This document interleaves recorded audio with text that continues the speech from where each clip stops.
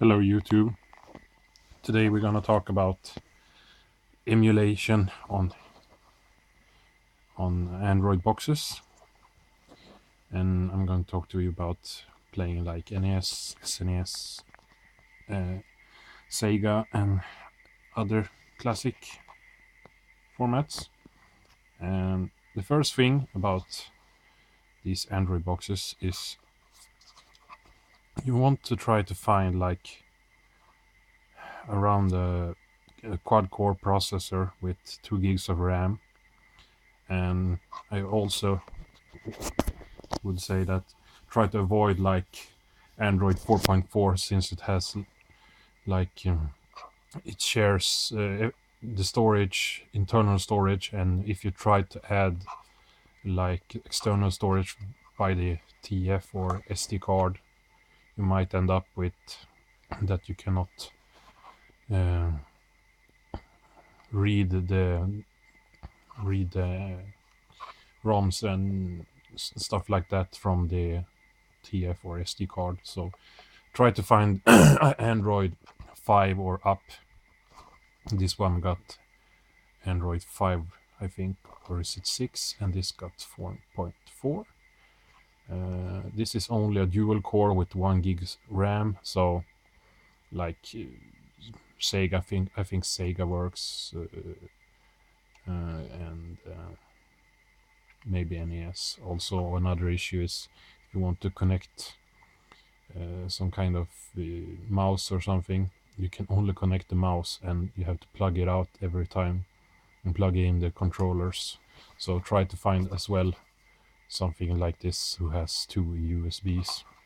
Also, need to be aware of there are cheaper Android boxes pretty much have the same specifications, but around 20-30 euro price, but they have some issues with lag and stabilization with emulation.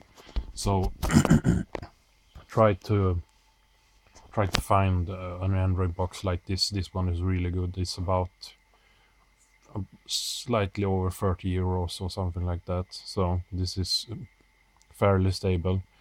So this is a very cheap alternative if you want to getting started. It's really easy. Just plug it in, get your emulator from the Google Play Store, and that's another thing. Some of these boxes have issues with connecting to Google Play Store. If you're having an issue with that, it's going to be really hard to make it work. So make sure that this Play Store works.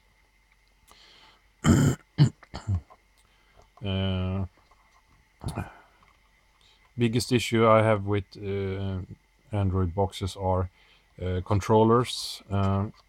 If you have like USB to some kind of box, and then from the box is your original controller, there is some input lags that probably going to occur. Sometimes it won't even recognize the controller, so try to use like an USB controller that plugs directly via USB to like the iBuffalo or something like that. That's a really good controller. Another thing is, even if you have the correct controller, there might be some like stuttering in the video, or it's like sometimes it won't recognize the controller inputs. That's why I'm it's okay. It's an okay platform to use, but I would be very cautious if I was choosing this platform. It's really simple. On a 1 to 5, I would say it's pretty much a 1.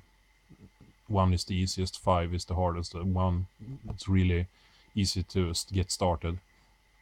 But you have to have in mind that additional costs is probably going to be SD cards and controllers. So you're looking about 20 to 30 euros depending on brands and storage options. So around when if we add all the costs maybe 60 euros to get started or something like that. So it's a good platform, and it's easy to get started. So if you have any questions, want me to do a follow-up video, or you want to share your experience, please do so. And thank you so much for watching, and have a nice evening.